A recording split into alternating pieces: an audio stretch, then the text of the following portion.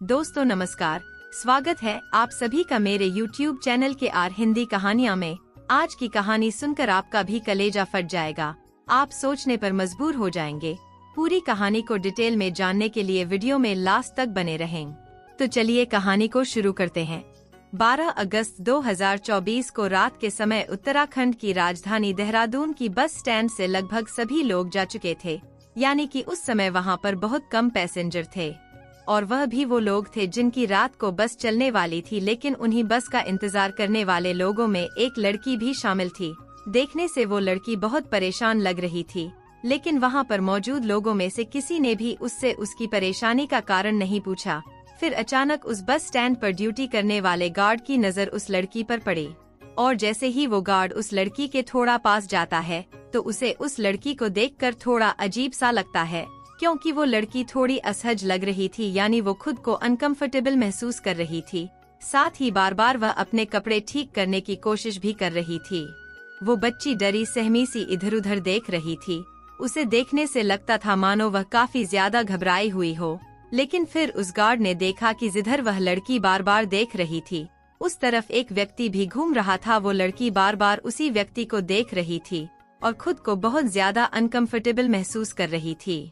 अब उस गार्ड को भी लगने लगा था कि यहाँ पर कुछ ना कुछ गड़बड़ जरूर है और हो सकता है ये व्यक्ति ही इस बच्ची को परेशान कर रहा हो, क्योंकि उस लड़की की उम्र देखने से 15-16 साल की लग रही थी। उसकी मानसिक स्थिति भी ठीक नहीं लग रही थी। इससे पहले कि गार्ड उससे कुछ पूछ पाता तभी उस लड़की ने गार्ड से कहा कि मुझे पंजाब के पटियाला शहर जाना है, यहाँ से पंजाब के लिए बस कितनी देर में जाएगी। और शायद अगर वो लड़की उस गार्ड से बस के बारे में ना पूछती और अगर उस समय उस लड़की को पटियाला जाने वाली बस मिल जाती तो शायद ये इतनी बड़ी घटना बस एक राज ही बनकर रह जाती। खैर गार्ड को उसकी हालत कुछ ठीक नहीं लग रही थी, इसलिए गार्ड तुरंत चाइल्ड हेल्पलाइन नंबर 1098 पर कॉल करता है और उनसे कहता है कि सर, यहाँ दून ISBT के प्लेटफॉर्म नंबर 12 पर एक नाबालिग लड़की खड़ी है। मुझे उसकी हालत थोड़ा अजीब लग रही है, इसलिए आप एक बार यहाँ आकर देख लीजिए। हो सकता है शायद आप इसकी हालत को बेहतर तरीके से समझ सकें। सूचना मिलते ही चाइल्ड वेलफेयर की टीम बस स्टैंड पर पहुँचती है और फिर कुछ देर बाद पुलिस भी वहाँ पर पहुँच जाती है और उस गार्ड से लड़की के बारे में पूछने लगते हैं। गार्ड ने उस लड़की को जिस कंडीशन में देखा था वो सारी चीज उसने पुलिस वालों को बता दी। इसके बाद पुलिस उस लड़की के पास पहुँचती है और जब पुलिस वालों ने उस लड़की को देखा तो उन्हें भी पहली नजर में यही लगता है कि इस बच्ची के साथ यहाँ पर जरूर कुछ तो गलत हुआ है और हो सकता है जो व्यक्ति वहाँ पर घूम रहे हैं उनमें से कोई उसे परेशान कर रहा हो। खैर जब पुलिस वाले और चाइल्ड वेलफेयर कमेटी के लोग उसके पास पहुँचते हैं, वे लोग उससे बात करने की कोशिश करने लगते हैं। लेकिन जब पुलिस वाले उस लड़की से बात करने की कोशिश करते हैं तो वो लड़की उन्हें देखकर बहुत ज्यादा घबरा जाती है। उसके पास जो बैग था वो उसी बैग से लिपट जाती है और इतने सारे मर्दों को अपने सामने देखकर कांपने लगती है। तो पुलिस वाले तुरंत समझ जाते हैं कि ये जरूर आदमियों से घबरा रही है, इसलिए जेंट्स पुलिस पीछे चले जाते हैं और फिर केवल महिला पुलिस ऑफिसर ही उसके पास रह जाती है। वो उस लड़की से बात करने की कोशिश करती है। लेडी पुलिस ऑफिसर उससे पूछती है कि बेटी तुम कहाँ की रहने वाली हो और कहाँ जाना चाहती हो। उस लड़की ने बताया कि वो पंजाब के पटियाला शहर जाना चाहती है, क्योंकि वो बच्ची बहुत ज्यादा घबराई हुई थी। इसलिए उस लेडी ऑफिसर ने उससे पूछा कि बेटी तुम यहाँ पर अकेली आई थी या फिर तुम्हारे साथ कोई और भी था जो तुम्हें अपने साथ यहाँ लेकर आया था। पुलिस उससे कई तरीकों से पूछताछ करने की कोशिश कर रही थी, लेकिन बार बार पूछने के बाद भी वो लड़की बहुत कम सवालों के जवाब दे रही थी। फिर भी पुलिस वालों को इतना तो समझ आ गया था कि ये लड़की जरूर किसी बड़ी मुसीबत में है, इसलिए वो लोग उसे अपने साथ गाड़ी में बैठाकर पुलिस स्टेशन ले जाते हैं, क्योंकि उस समय लड़की को बहुत ज्यादा भूख लगी थी। तभी उस लड़की ने महिला पुलिस ऑफिसर से कहा कि मुझे बहुत जोर की भूख लगी है, इसलिए सबसे पहले उसे अच्छे से खाना खिलाया जाता है, पानी वगैरह पिलाया जाता है। उसके बाद जब लड़की थोड़ा रिलैक्स होती है तो लेडी ऑफिसर उसके पास बैठकर फिर से उसके साथ बात करने की कोशिश करती है, लेकिन उस समय वो इतनी ज्यादा घबराई हुई थी कि वो किसी से भी बात नहीं करना चाहती थी। वो पुलिस स्टेशन के एक कोने में चुपचाप डरी सहमी बैठी हुई थी, क्योंकि उसके साथ जो दरिंदगी की गई थी उसके बारे में बताने के लिए ना तो उसे कुछ समझ आ रहा था और ना ही वो किसी को बताने की हिम्मत जुटा पा रही थी। खैर अगली सुबह उसका ट्रीटमेंट भी शुरू कर दिया जाता है, क्योंकि पुलिस वालों को ये बात लग रही थी कि लड़की डिप्रेशन में है और यही कारण है कि ये कुछ भी बताने की स्थिति में नहीं है। इसके बाद 2 दिन तक उसका ट्रीटमेंट चलता है। इसके बाद दोबारा फिर महिला पुलिस उसके पास जाती है। इस बार जब लेडी ऑफिसर ने उससे पूछताछ करनी शुरू की तो उस लड़की ने बताया कि मेरे साथ गंदा काम किया गया है, जिससे महिला पुलिस ऑफिसर तुरंत समझ जाती है कि इस बच्ची के साथ तो दरिंदगी की गई है। इसके बाद उन्होंने उससे पूछा कि बेटी ये सब तुम्हारे साथ कहाँ पर हुआ, तो वो लड़की उन्हें बताने की कोशिश करने लगती है, लेकिन जब वह उन्हें अपने साथ हुई हैवानियत के बारे में बता रही थी तो इसी बीच वो जोर जोर से रोने लगती है, क्योंकि वो महिला पुलिसकर्मी थी, इसलिए उसके हालातों को काफी अच्छे से समझ रही थी। इसके बाद उन्होंने उस बच्ची को चुप कराया और उसे दिलासा देते हुए कहा कि बेटा तुम डरो मत, अब सब कुछ ठीक हो जाएगा, तुम्हें घबराने की कोई जरूरत नहीं है और जो कुछ भी तुम्हारे साथ हुआ है उसे भी छोड़ो, हम लोग उसके बारे में भी बात नहीं करेंगे। वो लोग जैसे तैसे कर उस बच्ची को शांत कराते हैं। उसके बाद अगले दिन दोबारा से उससे पूछताछ करते हैं। वो लड़की बताती है कि उसके साथ कई लोगों ने मिलकर गंदा और घिनौना काम किया है, यानी उसके साथ गैंग रेप हुआ था। इसके बाद पुलिस वालों को पता चलता है कि उसके साथ ये हैवानियत उत्तराखंड के देहरादून बस स्टैंड पर हुई है। अब क्योंकि वो बस स्टैंड था, इसलिए वहाँ पर कई सीसीटीवी कैमरा भी लगे हुए थे। इसके बाद पुलिस फिर से बस स्टैंड पर पहुँचती है, क्योंकि वो लड़की उन्हें वहीं पर मिली थी, इसलिए पुलिस अपनी इन्वेस्टिगेशन भी वहीं से शुरू करती है। इन्वेस्टिगेशन के दौरान जब सीसीटीवी कैमरा को चेक किया जाता है, पुलिस वालों ने देखा कि वहां बस स्टैंड पर उस लड़की के आसपास काफी लोग घूम रहे हैं। फिर थोड़ी देर बाद धीरे धीरे लोग कम होने लगते हैं और आखिर में जब वो लड़की उस बस स्टैंड पर अकेली रह गई, तो उस समय एक व्यक्ति उस लड़की के आसपास घूमता हुआ नजर आ रहा था। वो बार बार उस बच्ची को देख रहा था, इसलिए वो व्यक्ति पुलिस को भी संदिग्ध लग रहा था। और जब उन लोगों ने वो सीसीटीवी फुटेज उस लड़की को दिखाई तो वो लड़की उस व्यक्ति को तुरंत पहचान लेती है। उसे देखकर वो लड़की दोबारा फिर से रोना शुरू कर देती है। वह कहती है कि हाँ यही वो दरिंदा है, लेकिन इसके अलावा भी कई लोग और थे। इसके बाद पुलिस वाले उस वीडियो फुटेज से उस व्यक्ति की फोटो निकलवाते हैं और फिर से बस स्टैंड पर पहुँचते हैं। वहाँ बस अड्डे में जितने भी लोग काम करते थे उन सबको वो फोटो दिखाया जाता है और उनसे पूछा जाता है कि क्या तुमने इस व्यक्ति को देखा है। उनमें से ज्यादातर लोगों ने कहा कि हाँ हम इस व्यक्ति को बहुत अच्छी तरह से जानते हैं।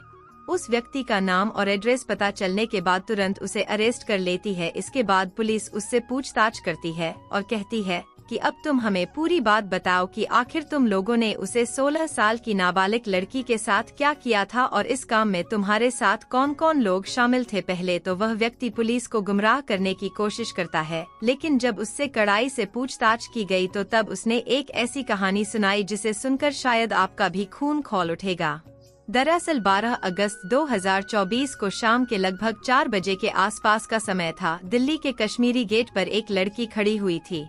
वो वहाँ पर मौजूद लोगों से पूछ रही थी कि भैया मुझे पंजाब के पटियाला जाना है, वहाँ जाने के लिए मुझे कौन सी बस पकड़नी चाहिए, क्योंकि उस आईएसबीटी में सैकड़ों नहीं बल्कि हजारों बस खड़ी रहती हैं और वह बसें अलग अलग दिशा में अलग अलग शहरों में जाती है। इसलिए वह लड़की थोड़ा कंफ्यूज थी कि पटियाला जाने के लिए मैं की बस में बैठा हूँ, लेकिन वह लड़की जिस व्यक्ति से बस के बारे में पूछ रही थी दरअसल वो भी एक बस ड्राइवर था।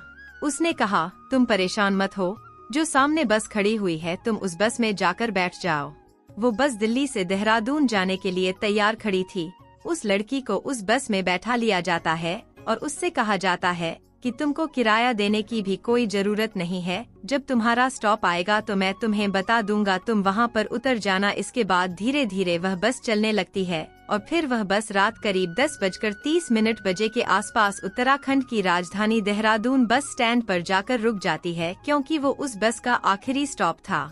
इसलिए सभी लोग एक एक करके उस बस से नीचे उतरने लगते हैं और जब सारी सवारियां वहां से चली जाती हैं, तो वो लड़की वहां पर अकेली रह जाती है।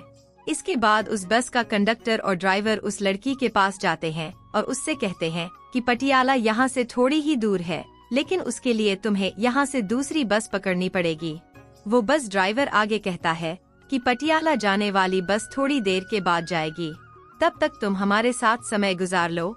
इसके बाद वो दोनों कंडक्टर और ड्राइवर जिस लड़की को दिल्ली के कश्मीरी गेट से अपनी गाड़ी में बिठाकर यहाँ लाए थे और जिसकी उम्र अभी लगभग 15 साल के आसपास ही थी, उस लड़की को बस के पीछे वाली सीट पर लेकर जाते हैं।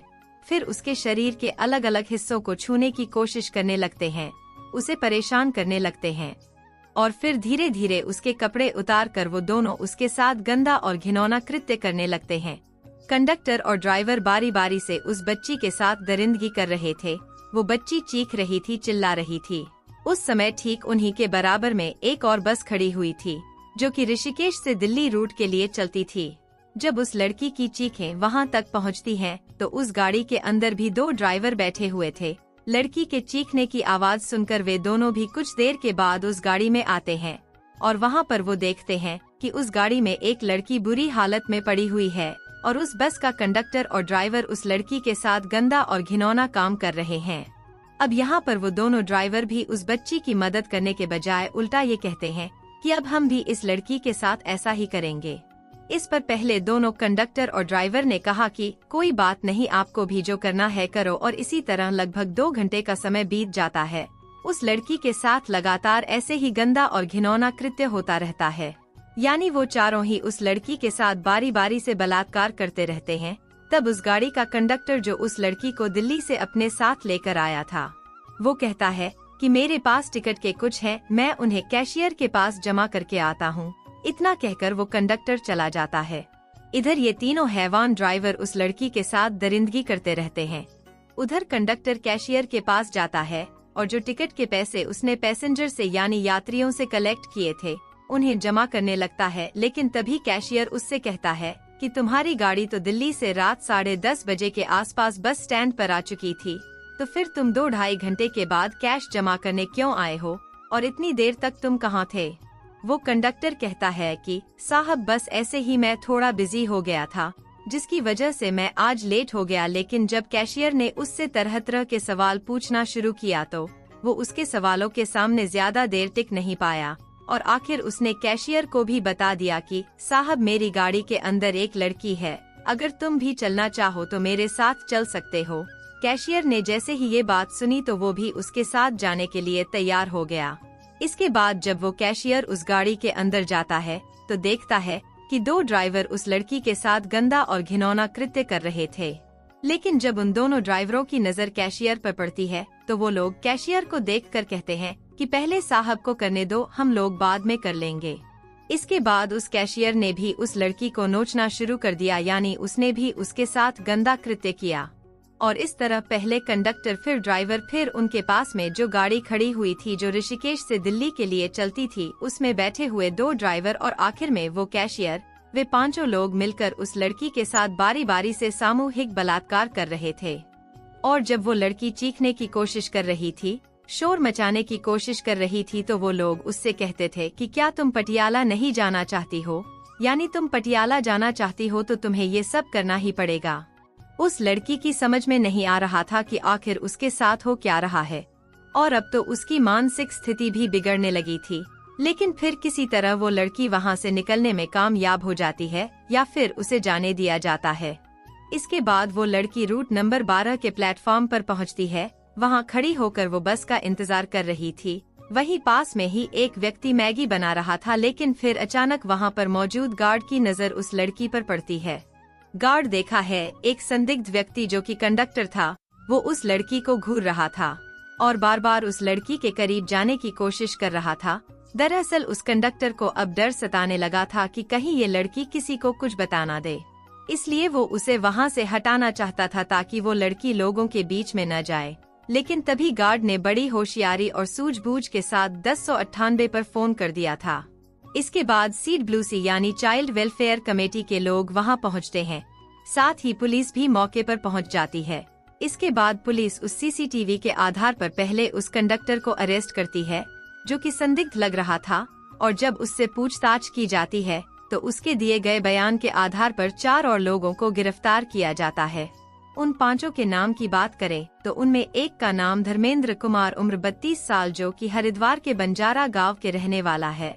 साथ ही हरिद्वार के भगवानपुर का रहने वाला देवेंद्र, जिसकी उम्र 52 साल के आसपास है, और एक उत्तर प्रदेश के फर्रुखाबाद में नवाबगंज के गांव वशिला का रहने वाला रवि कुमार, साथ ही हरिद्वार के बंजारा बाला गांव का रहने वाला राजपाल जिसकी उम्र 57 साल है, और एक देहरादून के पटेल नगर का रहने वाला राजेश कुमार होता है। उन पांचों को गिरफ्तार करने के बाद जब उनसे बारी बारी से पूछताछ की गई और जब इस घटना का खुलासा हुआ तो इस घटना के बारे में सुनकर पुलिस वाले भी सिहर गए थे। इसके बाद एसएसपी राजेश कुमार द्वारा उन पांचों के खिलाफ 17 अगस्त 2024 को एफआईआर दर्ज कर ली गई थी। लेकिन सबसे बड़ा सवाल ये था कि आखिर वो लड़की कौन थी और कहाँ की रहने वाली थी। जब इस बारे में उस लड़की से पूछा गया था कि वो कहाँ की रहने वाली है, इस पर लड़की ने बताया था कि वह पंजाब के पटियाला की रहने वाली है। लेकिन जब पुलिस जांच पड़ताल करती है तो पता चलता है कि वो लड़की उत्तर प्रदेश के जिला मुरादाबाद के मुड़ापाड़ा थाना क्षेत्र के किसी गांव की रहने वाली है। इसके बाद देहरादून पुलिस ने मुड़ापाड़ा क्षेत्र के उस गांव में जाकर उस लड़की के माता पिता से संपर्क किया। हालांकि अभी तक तो वो लड़की कह रही थी कि मेरी माँ और बाप दोनों मर चुके हैं, जबकि उसके माँ बाप अभी जिंदा है और उसका एक भाई भी है जो रामपुर में मजदूरी करता है। जब उस लड़की के माता पिता से पूछा गया कि तुम्हारी लड़की कहाँ है, तो उन्होंने बताया कि करीब 12 दिन पहले वो लड़की अचानक घर से निकल गई थी। हालांकि इससे पहले भी वो 1-2 बार घर से गई थी, लेकिन हर बार वो लोग उसे जल्दी ही ढूंढ लेते थे। उनका कहना था कि इस बार हमें पता ही नहीं चल सका वो कब कैसे निकल गई। हमने उसे हर जगह तलाश करने की कोशिश की पर हमें कहीं नहीं मिली। इसके बाद लड़की के माता पिता उसकी लेने देहरादून पहुंचे, लेकिन लड़की ने अपने माँ बाप के साथ जाने से साफ इनकार कर दिया था कि मुझे इनके साथ नहीं जाना है। पुलिस जांच में ये भी पता चला था कि उस लड़की के माँ बाप की भी मनोस्थिति ज्यादा अच्छी नहीं है और वो लोग भी अपनी बेटी को लेकर काफी समय से बहुत ज्यादा परेशान रहते हैं। वो लड़की जिसके साथ 5 लोगों ने सामूहिक बलात्कार किया, उसको तो ठीक से ये भी नहीं पता था कि उसके साथ इतना गंदा और घिनौना कृत्य हुआ है। हालांकि उस लड़की का अभी भी इलाज चल रहा है। साथ ही उसे अभी फिलहाल बालिका निकेतन में रखा गया है ताकि उसकी मानसिक स्थिति कुछ ठीक हो सके। उसकी कई बार काउंसलिंग भी कराई जा रही है और इस घटना से संबंधित अन्य आरोपियों के बारे में भी जानकारी जुटाने की कोशिश की जा रही है। पुलिस का कहना है कि हो सकता है इस घटना में 5 से ज्यादा लोग शामिल रहे हो।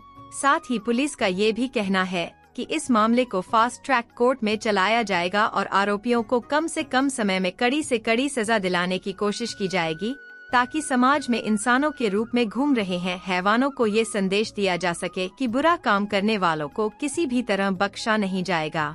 लेकिन इस लड़की के साथ जो हुआ है, इस घटना में सबसे अजीब बात ये कि इन 5 लोगों में 2 लोगों की उम्र 50 साल से ज्यादा थी।